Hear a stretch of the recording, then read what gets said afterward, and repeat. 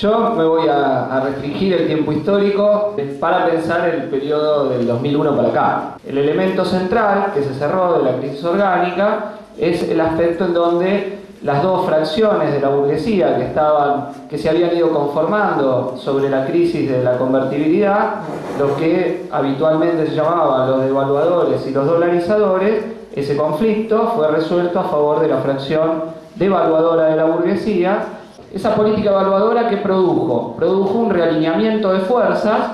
dentro de los sectores que pasan a obtener ganancias extraordinarias respecto de los sectores que obtenían ganancias extraordinarias con el esquema de la convertibilidad. Y se va rearticulando, si se quiere, una nueva suerte de alianza burguesa, donde no están excluidos gran parte de los sectores que habían ganado en el periodo exterior, pero sí hay una redistribución de quiénes son los que más ganan y los que más pierden. Que no son sectores que se mantuvieron homogéneos durante todo el periodo kirchnerista, sino que esa misma distribución tiene distintos momentos, si vamos del 2003 hasta la actualidad.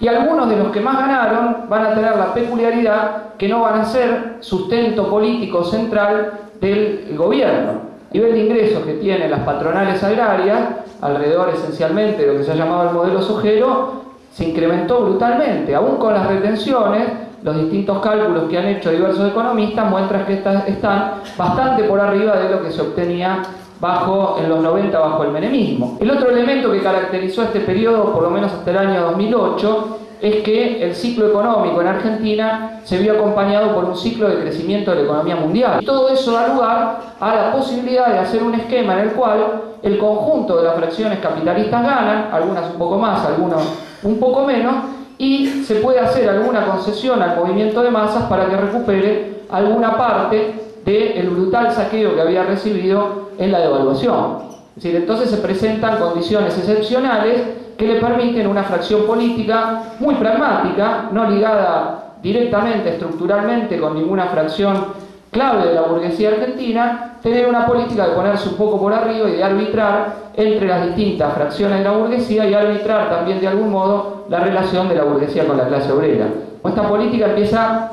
desde el punto de vista de la economía, a presentar contradicciones en el año 2007, donde el salario real se estanca y empieza a tener un leve decrecimiento respecto del ciclo de cierto crecimiento que había tenido en el periodo anterior, y donde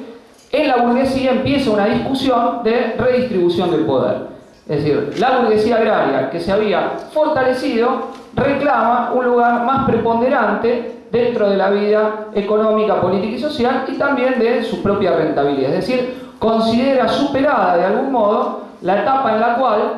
para contener la insubordinación de masa que se manifestó en el 2001, había que hacer algún tipo de concesiones que expresó de algún modo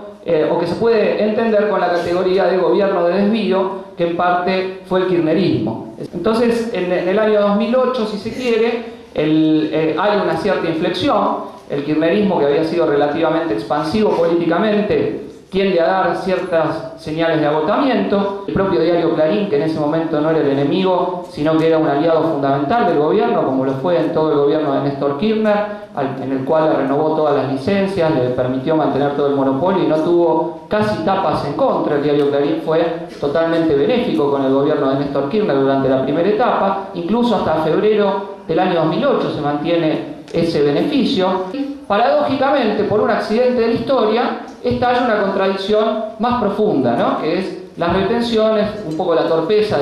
de Lustó en cómo las manifiesta, cómo actúa, del propio nuevo gobierno que se estaba instalando, y lleva a un enfrentamiento muy duro con uno de los sectores más fortalecidos de la burguesía, con todos los estamentos de la burguesía agraria, de todos los estamentos de la burguesía agraria, y diría yo de la pequeña burguesía agraria, participan de esa acción por quedarse con la renta, una acción claramente reaccionaria, pese a que algunos compañeros de izquierda se confundieron y pusieron sus banderas al lado de la sociedad rural y de lo peor de la reacción en Argentina. Entonces, en esa rebelión intercapitalista que se dio en ese momento, el gobierno necesitaba sacar fondos adicionales. ¿Por qué? Porque tenía que mantener algo que cada vez se le hacía más complejo. ¿Qué era lo que se le hacía más complejo? A la vez, pagar la deuda externa, subsidiar a la burguesía industrial y dar cierta concesión al movimiento de masa. Ya lo situemos en julio del 2007 o en octubre del 2008, tras la caída de Lehman Brothers, el periodo que estamos viviendo es un periodo signado por la crisis capitalista internacional. Por ejemplo, en la nuestra, en América Latina, la crisis tuvo dos momentos. Impactó primero muy fuerte, último trimestre de 2008, primer semestre del año 2009, y después la paradoja es que se favoreció un rápido crecimiento económico por dos factores. Volvieron a subir los precios de las materias primas. Y por otro lado, parte del capital financiero internacional, del flujo de capital financiero internacional, vino a América Latina, y en particular a Brasil. ¿Y eso qué permitió? Favorecer la demanda exportadora argentina hacia Brasil. Entonces la economía argentina, después de un golpe muy fuerte, se recuperó alrededor de continuar con la exportación de soja, profundizar el modelo sojero, y además alrededor de venderle coches a Brasil. En el mundo actualmente, una de las manifestaciones de la crisis capitalista es lo que se llama la existencia de una guerra monetaria, porque Estados Unidos, para tratar de compensar su caída económica, está llevando adelante la política de devaluación del dólar. Entre esos países que mayor desventaja tienen en la actualidad respecto del dólar está nada más y nada menos que Brasil. Tal es así que se habla que si termina ganando Dilma Rousseff la elección, entre que gana y que asume en enero, posiblemente Brasil vaya a una devaluación importante, cuestión que plantearía una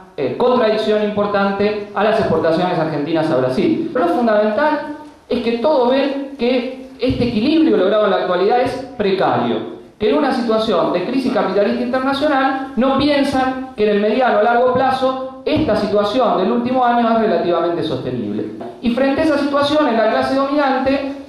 tienden a darse los siguientes agrupamientos. Un sector predominante que opina que para los ajustes que hay que hacer, el kirchnerismo es relativamente débil, que tiene demasiada alianza con la burocracia sindical y que se necesita un gobierno todavía más duro, con menos peso de los sindicatos en la vida política nacional, y para eso apuestan lo que llamaríamos los bloques políticos de la alianza sojera. Y tienen distintos representantes políticos que pueden hacer eso, desde los más de derecha, el bloque Macri, peronismo federal, hasta la variante de reconstrucción del radicalismo por vía de una figura de centro-izquierda, del frente que podría ser Alfonsín, Ricardo Alfonsín con Wiener, y tienen una variante que la alientan, que no expresa el sector más concentrado, pero que trabaja sobre este espacio político, que es la variante centro-izquierda, que es Pino Solana. Frente a eso, el bloque oficial, que quiere mantener la alianza anterior, partiendo de que tuvo de que mostró nuevamente la imposibilidad de recrear una burguesía nacional con peso desde el Estado, es decir, los Cristóbal López, todo el sector del capitalismo de amigos que favoreció y floreció enormemente bajo el kirchnerismo, es un sector relativamente marginal, y entonces se debate en esa contradicción de la inviabilidad a mediano plazo del proyecto económico-social del kirchnerismo, del hecho que aún si gana las elecciones va a ser un gobierno muy débil, si llega a la hipótesis de máxima del 40%, y que todos sus distintos sectores empiezan a jugar con mayor autonomía, desde Moyano, Scioli hasta los intendentes del conurbano peronista. Ahí tenemos un aspecto que continúa del año 2001, que es que en el kirchnerismo no se logró restablecer un régimen de partidos más o menos sólido por parte de la burguesía. Hace el movimiento de masas, que es lo que nos interesa desde la izquierda, y lo voy a decir brevemente. El efecto más benéfico de estos años es que se refortaleció socialmente la clase obrera. Es decir, el crecimiento económico permitió nuevas filas de trabajadores en la fábrica. Esa fuerza social hizo algunos ejercicios de lucha de clase y es la base fundamental de lo que se ha desarrollado en la época del kirchnerismo, que es el sindicalismo de base desde la izquierda, que no es hegemónico, no es mayoritario, es una fuerza minoritaria entre la clase obrera, pero es el elemento que más nos interesa a nosotros si queremos buscar una fuerza social para tratar de construir un partido revolucionario en Argentina. Ese sindicalismo de base tiene elementos más reformistas, más conciliadores, y tiene elementos que tienden más hacia el clasismo. Lo último que creo muy auspicioso que también está es que acaba de aparecer el movimiento estudiantil también en escena, entre los secundarios y los universitarios en Buenos Aires, ahora en Córdoba, donde acaba de hacer una muy importante movilización con toma de colegios, y que tiende a ser un movimiento estudiantil que no se cree que a la izquierda de Kirchner está en la pared, sino que cuestiona no solo a Macri, a los gobiernos de derecha, sino también el hecho de que hay una connivencia peronista, radical, macrista, en lo que hace a lo esencial de la política educativa. Entonces creo que este es el otro fenómeno muy importante, el surgimiento incipiente de un nuevo movimiento estudiantil, y que junto con el sindicalismo de base que se ha visto constituyen lo mejor que hay para tratar de recomponer aquella fuerza revolucionaria que el genocidio quitó de la escena allá durante la dictadura militar, y que creo que es la tarea que tenemos en pie si lo que nos proponemos es terminar con la Argentina capitalista y construir una Argentina verdaderamente socialista. Nada más.